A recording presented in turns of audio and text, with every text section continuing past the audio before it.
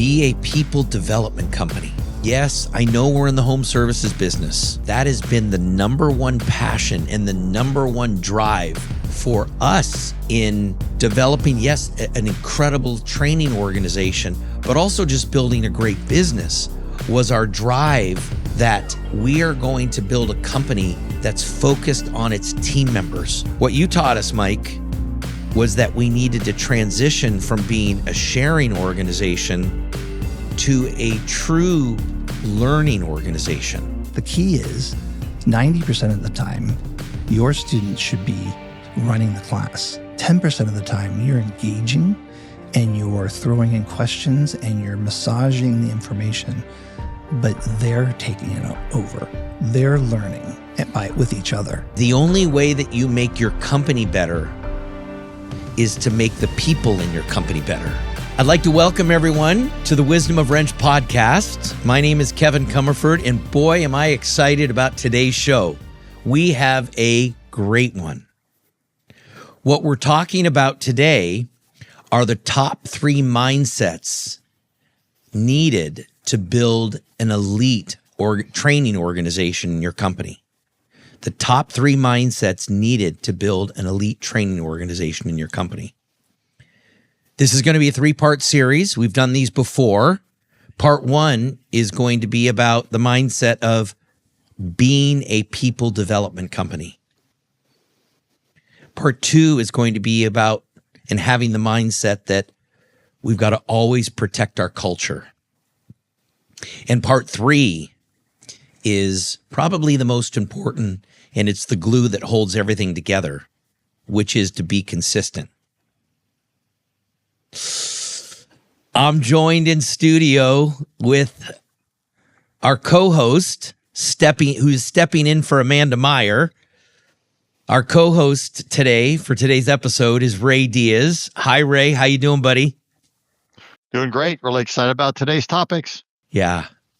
This is one, Ray, that you and I, and if you've listened to previous podcasts, Ray and I have worked together for 30 years, over 30 years. Unbelievable. Ray started our company with me. He was a founding team member. So excited to have Ray here, and who better to talk about this topic than Ray Diaz. In studio with me, another special man in my life and for the organization, the Wrench organization, is Mike O'Brien. Hi, Mike. Hi, Kevin. Hi, Ray. How the heck are you, Mike? I'm doing fantastic. Yeah. I'm excited. This is a passionate topic of mine. I'm very honored and privileged to be able to come on here and talk with you and Ray. I know. So I know this is going to be great. It's so great. I'm excited. And what I want to do, Mike is very, very special to this organization. And you're going to see really quick why we're so blessed to have Mike on board and why he's a perfect person to be on this podcast. I'm going to be quiet and just let Mike share a little bit about his background, because I think you're going to find it very unique. Mike's background in particular. So, Mike, I'll let you take it from here, brother. All right. Thank you, Kevin. First of all, again, it's an honor to be here and to discuss a passionate topic of mine. A little bit about myself. I born and raised in Northern California, 4th generation San Franciscan family, moved here a long time ago. Grew up in a town called Marinwood in Lucas Valley near San Rafael. And my whole life, my energies, my passion has always been around learning. I was a wild kid in school, I'll tell you that. And when I was little, my mom was warned by friends who were teachers that said, you need to keep an eye on him because he's going to be a handful. Lucky for me, once school started, I was fascinated with learning and I hyper-focused on learning and paying attention. So the fear of me being a wild child kind of went away. But I was the wild child in sense of I asked the teachers too many questions. I never wanted to stop asking the questions to learn. So I was in the principal's office many a time for not paying attention sometimes because I wanted to continue focusing on what I wanted to learn. But learning and has always been my passion, and always was teaching friends how to read and studying bugs and animals and explaining things to friends and family. And I knew I wanted to get an education, but I also was gifted with the gift of gab, big Irish family. And so wanted to get into communications and politics as I got older. So I was class president every year in high school. I went to Boys State to represent our high school in California. And when I was there, I was at Sac State. And we went to the Capitol. We met with our congressmen, our senators, and I wanted to pursue politics. Went to Sac State and started to work at the Capitol, getting some internship information, and decided communication studies was going to be my passion. But I always had a flavor for film and television. So I decided to minor in television and film. With that, because being a people person, I was also adventurous. And my summer of my first year of college, I decided to either work on a crab boat in Alaska or work at a sleepaway camp in the presidential of New Hampshire. And I flipped a coin, went to a camp in New Hampshire, ended up working there for 30 years in between my career. Best decision ever. Camp Walt Whitman was the name of the camp. Phenomenal camp, same family, owning it since 1946. Went out there and had many adventures and was hired full-time out of college to go work for that company. Moved to New York. Was there for a long time. Came back to California because I wanted to pursue television and film. Got a job offer at Lucasfilm back in Lucas Valley where I lived to be an assistant to a director who was working on a new movie called Mission Impossible. I became Brian De Palma's personal director or personal assistant with him on the film. That led me down to Hollywood. Worked with Tom Cruise, came on board at Cruise Wagner Productions at Paramount Pictures, moved to Hollywood, got hired to be on the publicity team at Paramount to do feature film publicity, so marketing and background. Did trainings there for the company.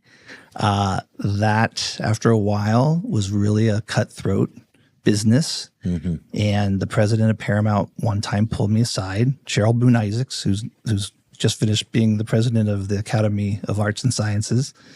And she said, "What is your passion? You're such a people person. You're always offering trainings and you love to see people learn and grow." And I said, I really have a passion to teach. She said, "Well, maybe that's what you should pursue." And it hit me. Maybe that's what I need to do. And so I made a very life-altering decision. I left Paramount. I went back to school for a year, got my multi-subject credential, and then got hired in the Pleasanton Unified School District as a 4th and 5th grade teacher. Worked there for 17 years.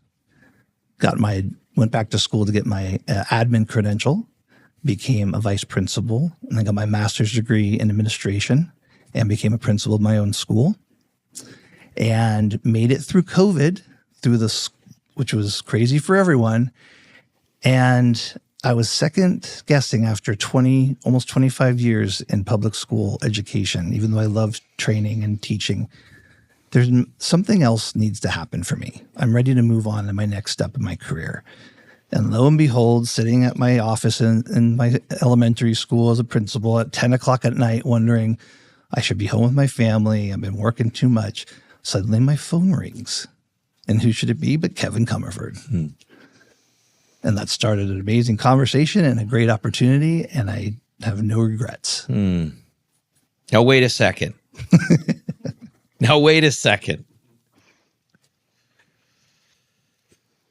17 years in education. I mean, great career at Paramount. And thank you for sharing some of that, because I didn't know all the details of working with Tom Cruise. And wow, that's really cool. 17 years in education. And then 4 years as a vice principal and principal. Is that 4 years or 5 years? 4 years as vice principal, and then 3 years as a principal. 3 years as principal. So when I called you and said, Mike, do you know somebody? We've built this university. We call it Champions University. It's the training arm inside of our organization. I said, do you know somebody who might be interested? And yes, I was hoping you would say what you did say. I was talking to you about the opportunity of thinking of someone I should know, and then eventually I'm like, hold up, me, Kevin, me. And then later on, you did share that was your hope and that was your intention. Yeah, it just took me a little while to figure that out. So in past, I've always looked at myself as an implementer, not an inventor. So I find what great companies are doing, and I look to model them. Well, probably not probably about a year and a half prior to that phone call, Mike, my buddy Jonathan Bancroft at Morris Jenkins had hired a principal to lead his training organization, MJ University, MJU. So I saw that going on in North Carolina because he and I were very close. And I'm like, wait a second. I saw his company beginning to explode, beginning to expand, beginning to grow. So that was where the idea came in my mind that, wow, can we really bring someone with the education credential of a principal to the trades, to the home services industry? Are you kidding me?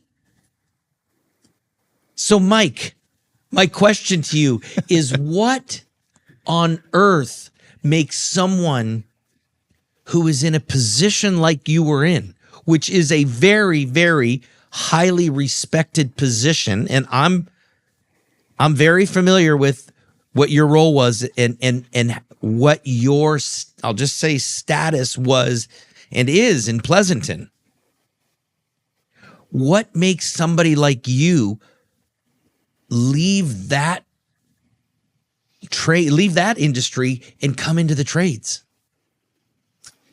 It's a really good question because it's multifaceted. It wasn't just like, oh, great opportunity, something different, I'm out of here, right? I did my homework. One of the things I noticed in particular was the core values that Service Champions had and displayed on the website and was in the building. And as an educator, a teacher, a principal, one of the foremost things to set into motion is, what are the core values of a school? What are the benchmarks and the goals you want to show and model for students to succeed in life? And I saw your core values: give remarkable service. We tell that to our students every day. Be the best learner you can be. Be the best person you can be. Always learn. Be a lifelong student. My favorite core value, number 4. We tell it every day. You learn every single day. Suddenly I realized what I live by, my own personal code, matched the core values of the company and also matched the core values of what I wanted to instill in my students, my teachers, and the community I worked in. And I said, that's a no-brainer. Like a company that shares that, have fun and enjoy the moment. Seriously, like that's amazing. That was one that made me realize that this would be a good shift. The second one was the opportunity you're providing people to develop. You were a people development company. Schools develop children to become great adults. But the path of going on to a 4-year college is not everybody's path. Not everybody learns the same. And as an educator, I learned that very quickly. Everyone learns differently. You differentiate their learning. And I had many students who just school wasn't their thing, but they worked with their hands. They were gifted. They loved doing things that were outside of the box of maybe not going on to be a lawyer or accountant, and there's nothing wrong with those fields. But our drive was to push people in that direction and not think of there's other learners out there. And I knew that in the trades, you're working with kinesthetic learners, people who learn with their hands, want to do well with their hands. And that takes a different type of approach to work and train and bring up to another level of experience in a trade system, in a trade school. And taking a gamble, I knew that's a great challenge for me. I wanted that challenge. I know how to work with students that are neurodiverse, who are school wasn't their thing. Who's like Ray Diaz? Yeah. Who's like Ray Diaz? I mean, no offense, Ray, but I think he's talking about you. Yes, he is. So that passion of wanting to continue to see growth and see other people achieve and do well, like my occupation is always, it's a service. Like I, as an educator, I'm serving my community and serving the growth of people. And that's what I saw your company is your people development that serves the growth of your people to become better people within the company. You're home growing them in a great way. To me, that was similar to like growing kids at my school to be great people and giving them a foundation. So to me, it was an easy shift. And like I said, looking at the core values and getting to know you and seeing the people and the culture and the climate, I knew it was a no-brainer. And I have no regrets from jumping from one to the other. Well, we're blessed to have you. Thank you. So blessed to have you. What you've done over the last 4 years in transforming Champions University, we're going to get into all that, and we're going to get in. And you actually almost did a perfect lead-in to the number one mindset, or part one of the series, which we're going to get into right now, which is, well, in just a second, which is the mindset it takes to build an elite training organization, which is understanding why you exist. And we're going to get into that in a second, but there's one other story. There's one other story that I want our subscribers to hear and our listeners to hear, which is how you and I met. Because it's a pretty special one. It's very special with a great ending. It was the fall of 2018. I was a vice principal at the Pleasanton Middle School, and my chief job as a principal is to work with students' disciplinary actions, monitoring, helping support teachers, et cetera. And the other one was going out to the schoolyard on a daily basis during the lunch and monitor over 500 teenagers, middle schoolers, make sure that chaos doesn't reign, right? One fateful day, I was walking out of the office to go out to the lunch area, and a student comes running over to me in a panic, in a genuine panic. Not I'm joking or pranking, but really upset that his friend is choking. It's something from my friend's choking. He's just saying, oh, my friend's choking, my friend's choking. So I said, who are you talking about? Who are you talking where? And he points over, and here's this student who's walking towards me, hunched over, coughing or gasping. The health clerk had overheard, so she came running out next to me. And there's a student who is not breathing. Ashen skin, terrified, and he's attempting to get rid of whatever's in his throat. We don't know what it was. So immediately I looked into his throat. I pulled up his chin, looked in his throat. The health clerk said, maybe I should like help give him a Heimlich. She goes, I'm not sure how to do it. And I said, okay, you have smaller fingers. Do a sweep. Let's switch. She looked in there, tried to sweep out the object.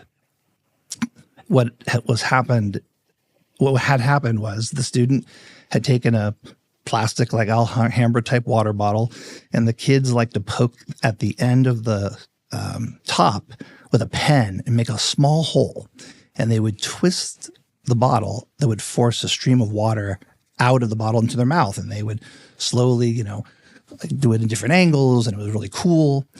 Well, this one student twisted it so tight that as he opened his mouth to drink, the top of the water bottle shot off and got lodged in his throat.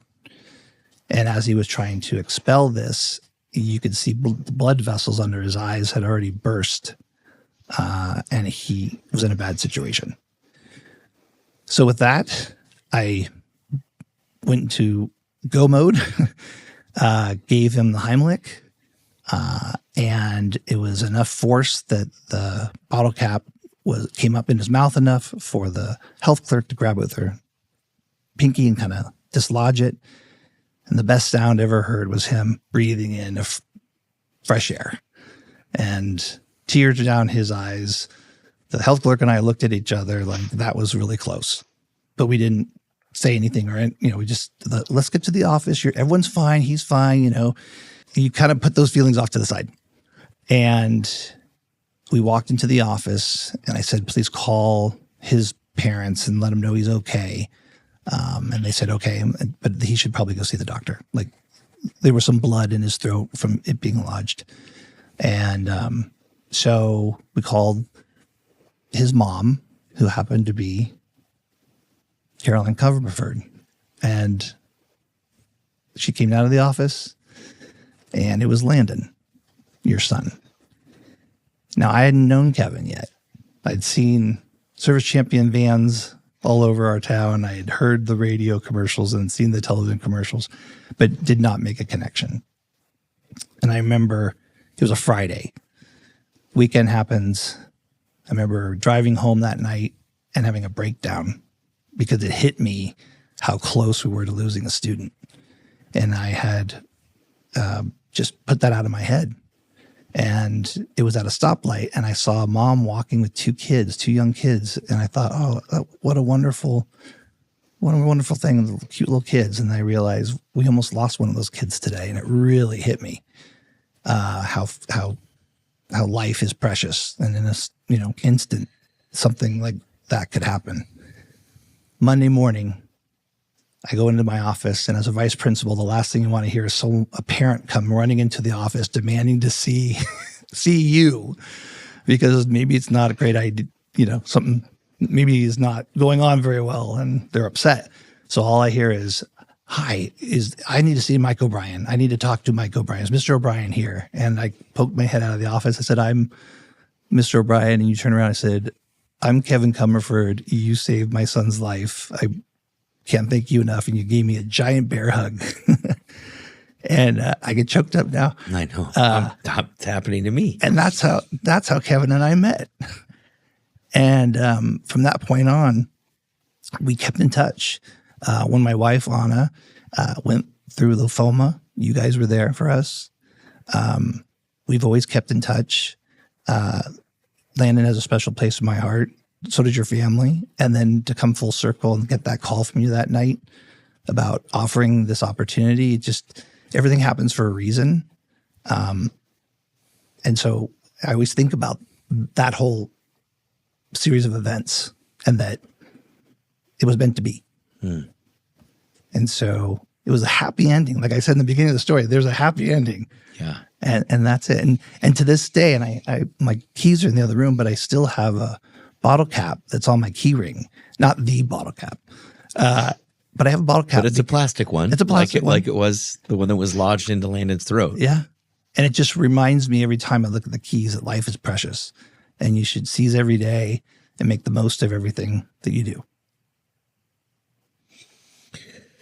Well, I didn't think I was going to get quite as emotional as I did, Ray. Great story, man. We've known you. We've all known your kids for all these years. So this whole story hit everybody at Service Champions pretty intensively as well. And so we all love and hug Mike all the time, remembering. And we've heard the story. We know, and I've seen the bottle cap on his. I was thinking about the bottle cap as he's talking. I hope he tells the story about the bottle cap, because it is there, and I see it all the time when his keys are laying out or something. So we love Mike. Thanks, Ray. Incredibly love you guys. Special person, as you guys now know, in my life and in our family's life. Wow. We still have a podcast to do, right? We still have a podcast to do because I think that it's the perfect lead-in. You telling that story, how we came together, how we've stayed together, and why we've stayed together, Mike, is I think this number one mindset that we're going to get into that's required to build a elite training organization. So let's get right into part one of this series right now. Let's get into it. So, and that is be a people development company. Yes, I know we're in the home services business. Yes, I know we do electrical. I know we do plumbing. I know we do heating and air conditioning. The clarity that I am absolutely convinced that an owner must give to their team members, that a leader, the top manager must give to their team members, is why we exist. Why we exist. And there is a great book, and I'm holding it in my hand right now for those of you that are watching us on YouTube. And it's a book by Patrick Lencioni called The Advantage. And on page 86 of this book, he goes into detail with the importance of giving your team members clarity why we exist. And in the book, he talks about one of the reasons why businesses exist is the owner or the lead, the top executive, loves to serve clients. Another business may exist because they love the industry. There are people that love electrical, love heating and air, and they have a passion for it. And maybe that's why they have a business. There are people in the example he gives in the book that maybe they want to serve the community. Maybe they own a hotel on a beach that they grew up on, and they want to be able to provide this hotel for the community so the community continues to flourish. And there's also a reason that people are in business because they want to serve a greater cause. So he goes through all these examples of why people start businesses and why businesses exist. And the final one he talks about is there are some businesses that are purely out there because they just want to make money. They just want to create wealth. And there's nothing wrong with any of those examples. Not at all. The one that he talks about that resonates with me and resonated with why I wanted and why I was so passionate to start this business was wanting to help develop and grow team members. And so that is why that has been the number one passion and the number one drive for us in developing, yes, an incredible training organization, but also just building a great business was our drive that we are going to build a company that's focused on its team members and developing its team members. We want our managers to understand that so that, hey, if you're in a meeting with a team member, you better be treating them properly because that's why we exist. If they're struggling, you got to meet with them because that's what people development is all about. And so one of the things I know and that I've learned through a leadership group that I'm a part of called Rapport Leadership is the only way that you make your company better is to make the people in your company better. And that's right in line, Mike, with what you've talked about. And it's right in line with what I know, Ray, you believe in and what you're passionate about as well. So I'll open it up to either one of you if you guys have anything you want to share with regards to the fact that we have focused and made our focus on our team members and being a people development company. I'd like to talk about prior to Mike. You've always had this passion. So yeah, all the books and a lot of other materials have helped you focus more on it and developed it over the years. But I go back 25 years with you. You've always had this dream of having a school, and I think that's all been brought to focus with books and other items. But what I really talk about is something you talked about earlier in developing a school. Why did we want a school? What was the aha moment? And it was really years ago, you and I realizing when you talked about earlier, we were kind of flat and we were sitting around 15, 16, 17 million, trying to get out of that whatever was causing that. And we really sat down and realized that we can buy all the beautiful trucks we want and all the beautiful vehicles we want and equipment we want and everything. But what was really causing the stall of our organization was people.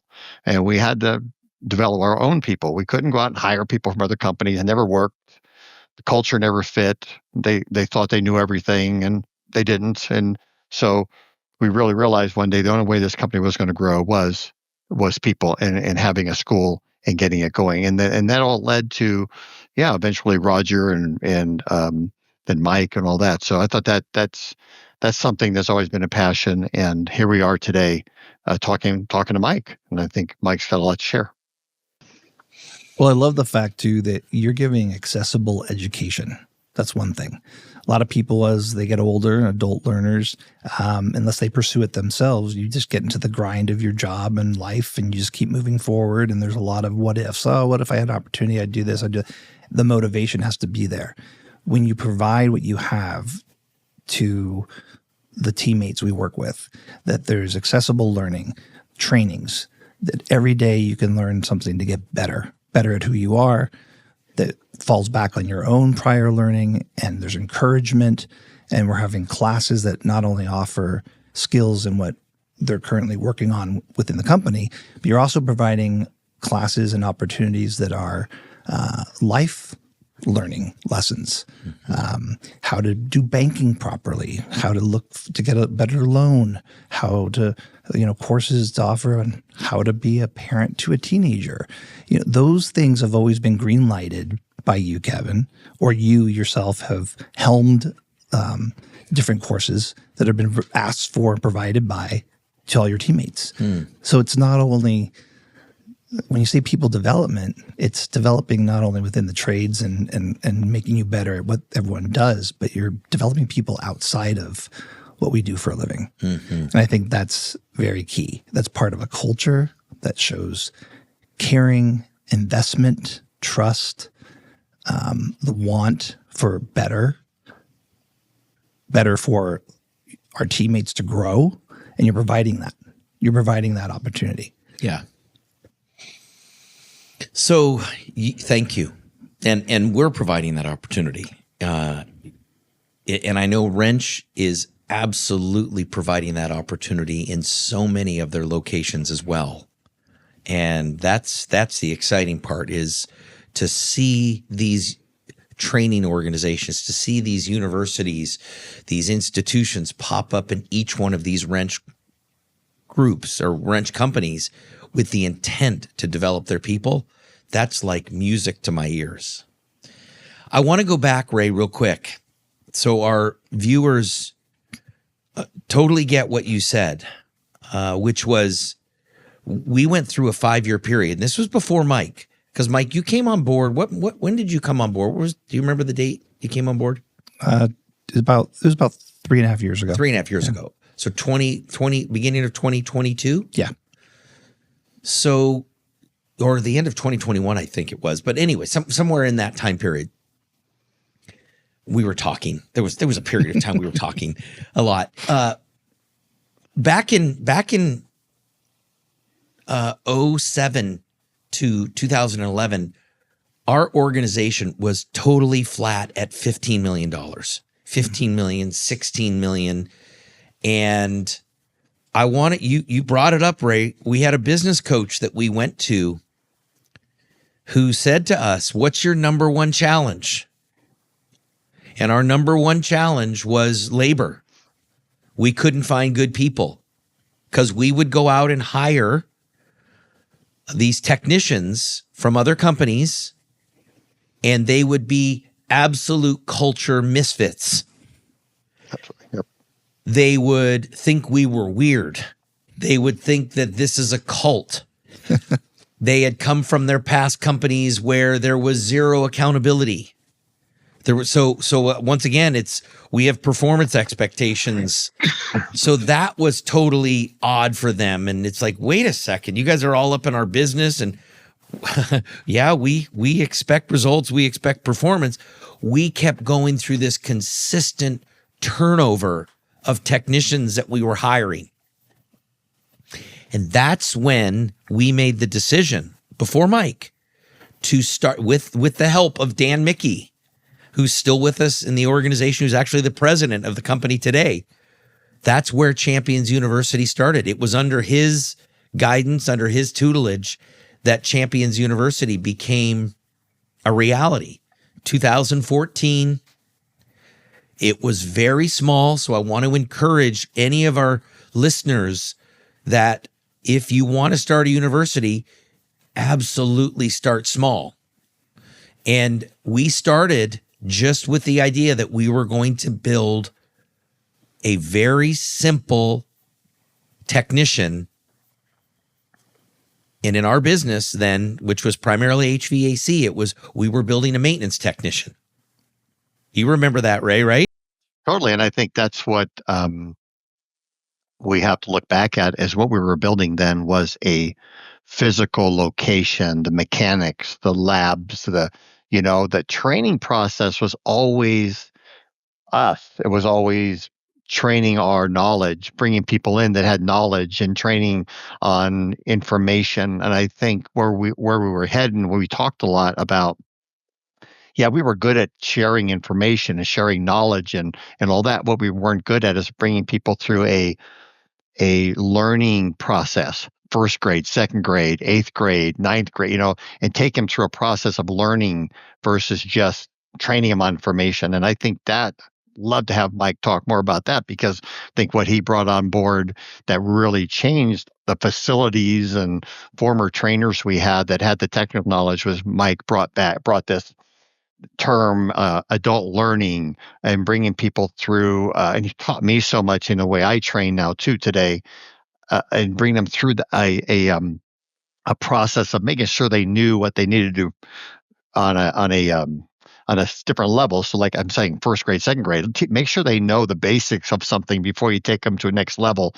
And I think we just kind of went from third grade to eighth grade to 10th grade back to third grade. And I think that's what he brings so much is a process. I also learned that from your wife, who's also a school teacher. And I thought, God, we need someone to bring us. This was marvelous to have. Now we have professional educators. And because there's also Liz, who's another professional educator that came in on board with Mike, that just does so much in that way. So I acknowledge Mike. And I love Mike to talk about that adult learning thing. That taught me so much as well. Yeah. And before I'm going to let Mike do that, but you just mentioned Liz. When Mike came on board, about a year and a half after Mike came on board, he hired a second principal. What? In an HVAC, plumbing, and electrical business? Are you kidding me? Now we have two, as Ray said, professional educators that are running the training organization of our business. And Ray is right. And I want you to speak on this, Mike, because Ray and I started this university and with the help of Dan, and we didn't really know what we were doing. We just knew that we were committed to it. And we were sharing information.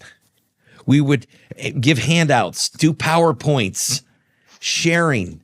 And we wondered why team members were leaving, even still. What you taught us, Mike, was that we needed to transition from being a sharing organization to a true learning organization. And Ray mentioned it. I'd love you to speak about this adult learning thing, because It's big. It is big when it comes to people development. Sure. So go ahead. So also too, wanted to to start with saying we always say training.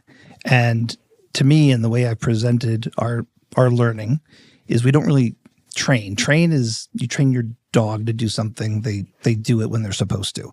So I always started a class by saying, yes, we might call this a training experience, but this is a learning experience. And it's easy to be a student. The learning is the hard part. So when you bring everybody to learn, it really is up to them. And that's part of adult learning, is that independence that you have with a goal in mind that's presented to you to achieve. And here's the way to do it.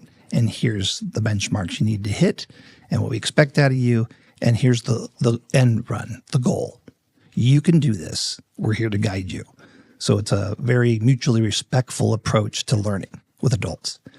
If you let me go back and kind of explain it. So real quickly, so the study of teaching children is called pedagogy.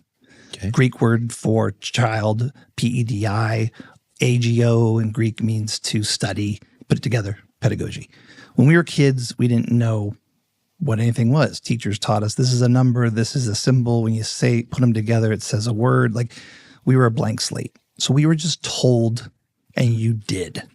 And then you learned upon each thing every year as you go through life. Like Ray had said, kindergarten, first grade, second, right? When you become an adult learner, that's called andragogy. And the Greek term for andro, you've heard like android, right? Mm-hmm. It means man-like.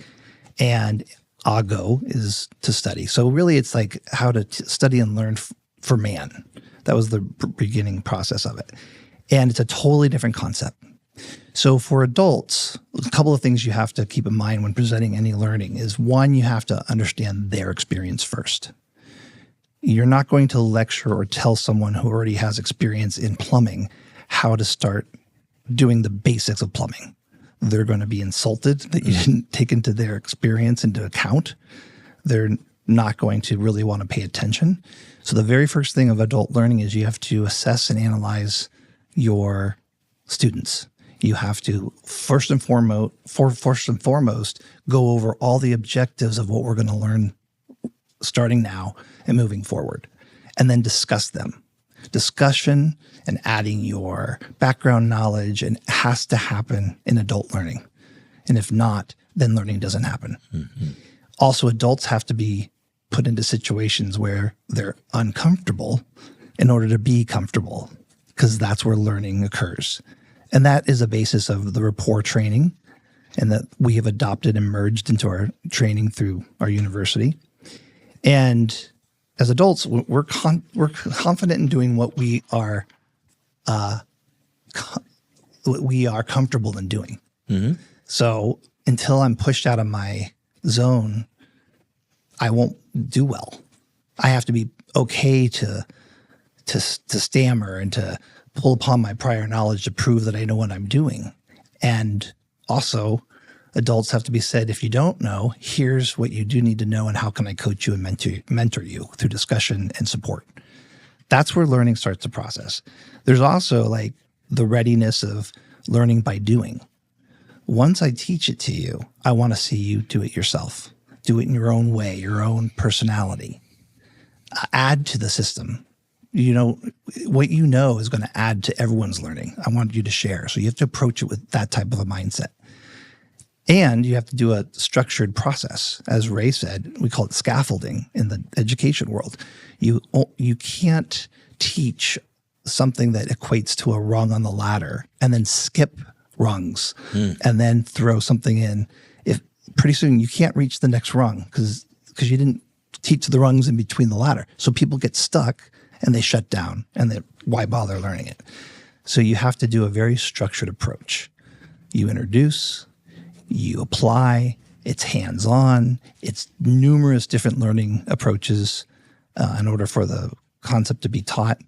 There's discussion, and then there's performance. Teach us what we've taught you. And it's a mutual respect in learning. It's a totally different approach than going back to when you were a kid. 2 + 2 is what? Perform. This is a whole different approach towards adult learning. Can you give me an example? Yeah. And an example that keeps coming to my mind of getting somebody out of their comfort zone is where when you introduce a topic, you typically tell them, I'm going to give you 2 or 3 minutes. I'll let you share on that. Yeah. So all companies have a certain communication process that we want our teammates to have when they're dealing with clients and working with them and talking through. So we want to see how people do when it comes to presenting. We want to see your normal attributes, good eye contact, proper posture, your tone, your diction of your voice, like everything about it.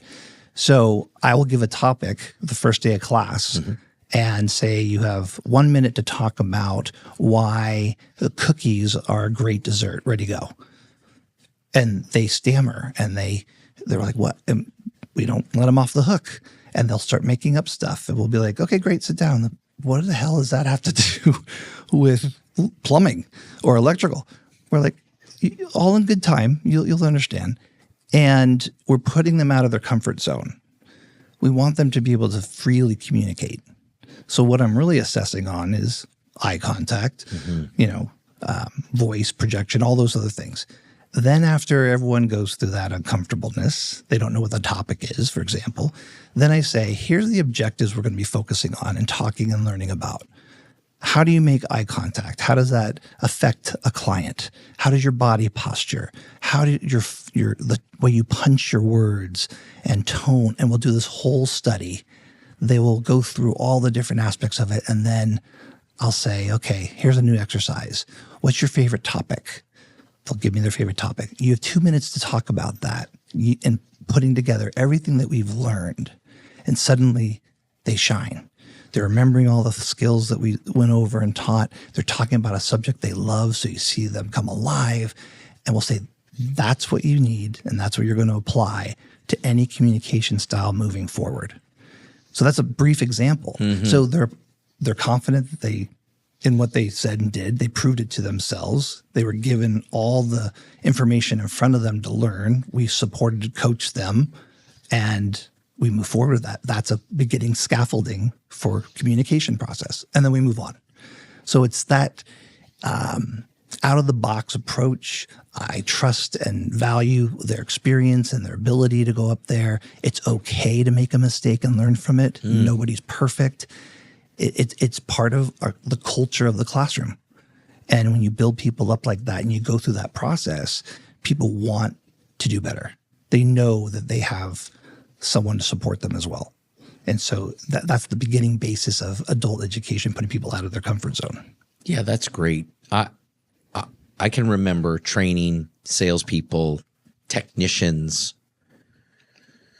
on something simple as the warm-up, right? And I used to think, okay, I got to make sure I hit all these points, stand at the door properly.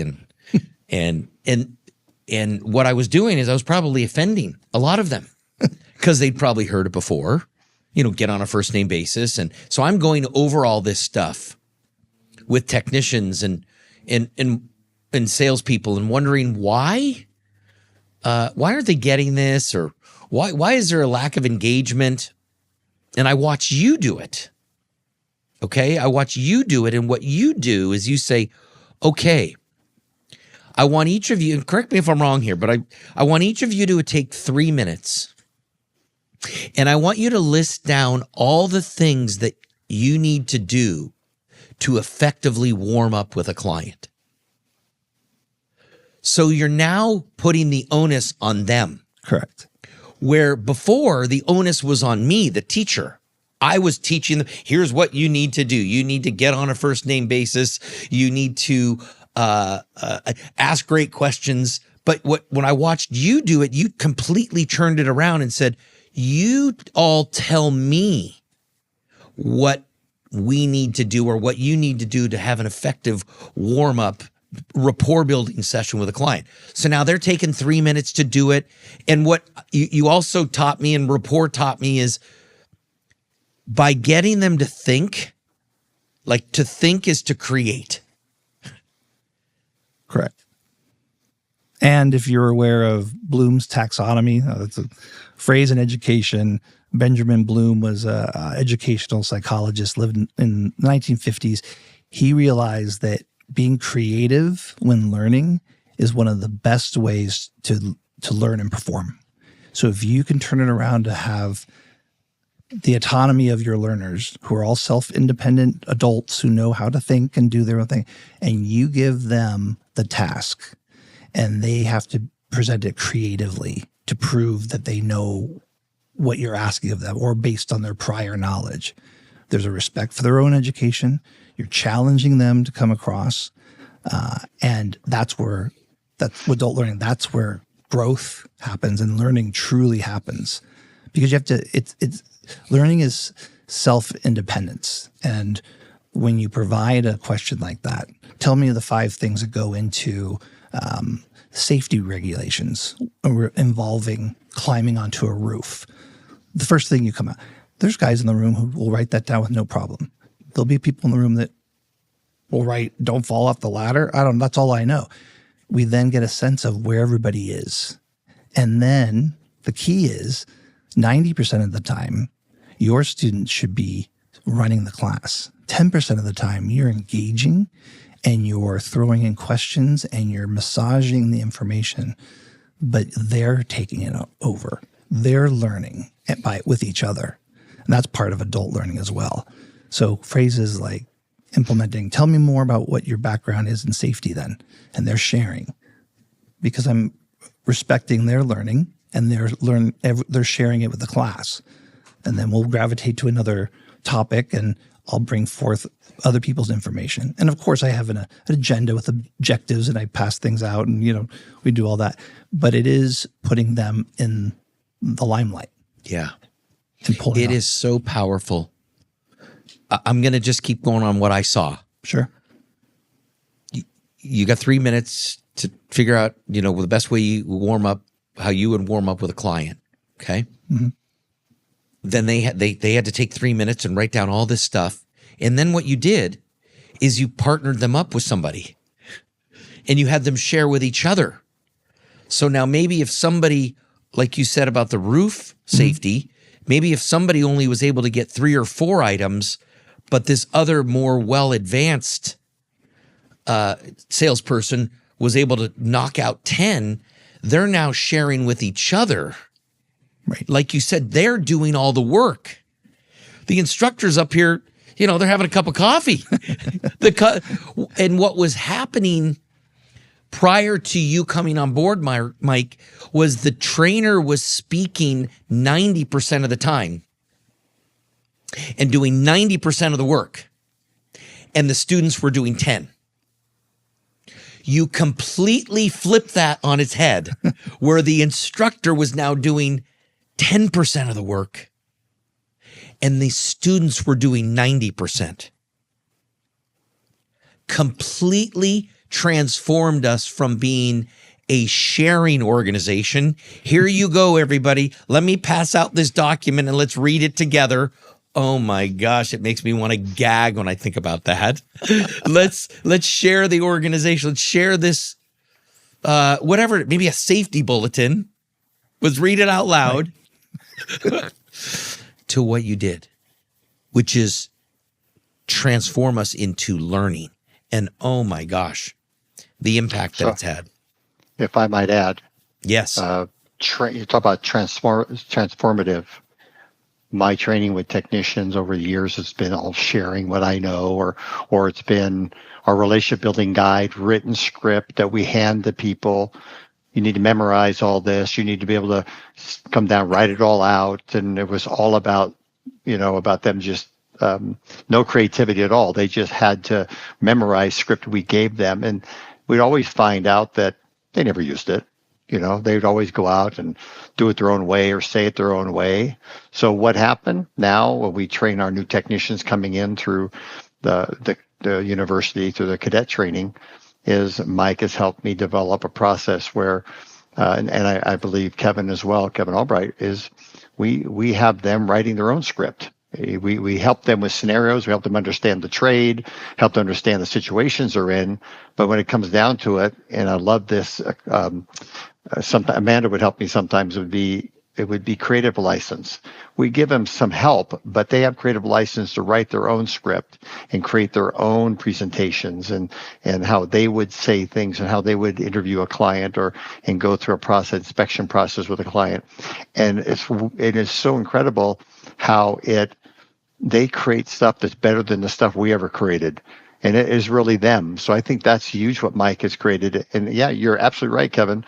Once I go through a process, I may spend the whole day with them, but I may be working 20% of the time. I'm just walking around watching them work and coaching them through a process maybe, but they're doing the work. They're having to work hard, and then they're having to present their work. They're sharing with each other and improving their work. And then at the end of the day, they have to present their final, and that's Mike. Mike has brought that total change to the way we train people or help people learn.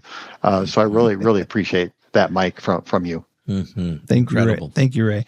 And I think also a lot of people don't understand that when you look at different studies on adult retention, that the form of lecturing, you only walk away with about 5% of that retention rate of whatever was lectured, which blows me away with college, because college is all lecture.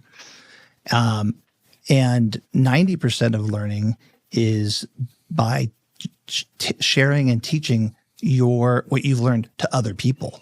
So when you make the student the teacher and they have to present, they need to know what they're talking about. So they do all the research. They do all the learning with guidance from the instructor. And then they deliver it back to their own teammates. And that's 90% of retention for that person. Discussion is 50%. When you combine all of them together, auditory learning and reading is about 10, 20% by themselves.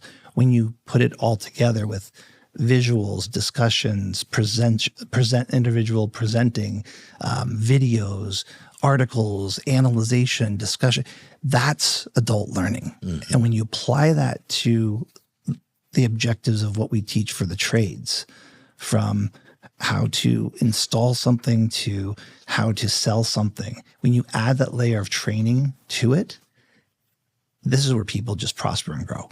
And when they prosper and grow, they appreciate the learning. And when they appreciate the learning, they want to be in the company. They want to be part of that culture.